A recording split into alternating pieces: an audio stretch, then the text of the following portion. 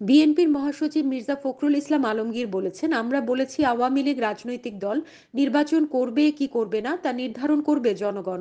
জনগণ সিদ্ধান্ত নেবেন কারা রাজনীতি করবে কারা করবে না।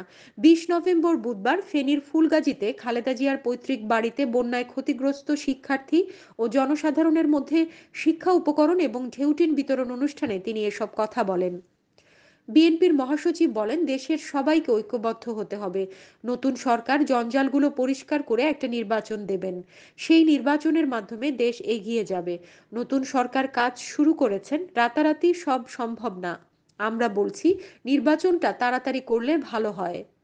সভায় বিশেষ অতিথি ছিলেন বিএনপি স্থায়ী কমিটির সদস্য ডাক্তার AZM জাহিদ হোসেন, যুগ্ম মহাসচিব শহীদ উদ্দিন চৌধুরী অ্যানি, চেয়ারপারসনের উপদেষ্টা অধ্যাপক জয়নাল আবেদীন, সাবেক সংসদ সদস্য রেহানা আক্তার রানু, চট্টগ্রাম বিভাগের সাংগঠনিক সম্পাদক মাহবুবুর রহমান শামীম, জাতীয় নির্বাহী কমিটির সদস্য মশিউর রহমান বিপ্লব, ঢাকা মহানগর দক্ষিণ বিএনপির আহ্বায়ক রফিকুল আলম মজনু সহ আরো অনেকে। তারা দেশটার এই জঞ্জালগুলো সাফ করবেন, সাফ করে একটা নির্বাচনের ব্যবস্থা করবেন। সেই নির্বাচনের মধ্য দিয়ে নতুন করে বাংলাদেশ সরকার গঠন হবে।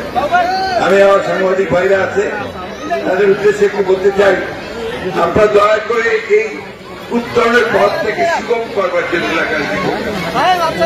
কনজুগেটিভ যেন কেউ না করতে পারে সেদিকে লক্ষ্য রাখবেন।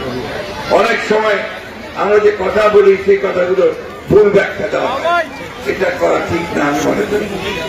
যেমন একটা কথা আজকে পুলিশের বলার দরকার আছে যে আমাদের প্রধান উপদেষ্টা ডক্টর মোহাম্মদ ইউনূস, তিনি একজন অত্যন্ত সম্মানীয়, আমরা দেশের প্রতিটা মানুষ তাকে সম্মান করি, বিদেশে করে, সারা বিশ্বে তার নাম।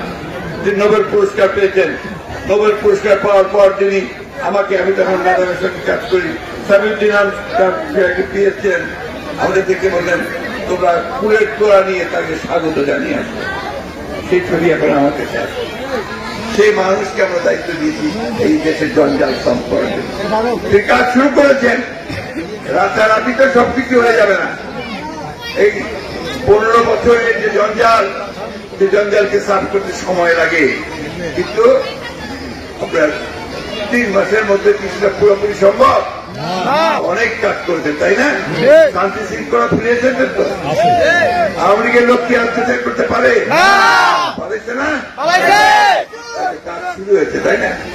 এখন ওনাদেরকে একটু সময় দিতে হবে।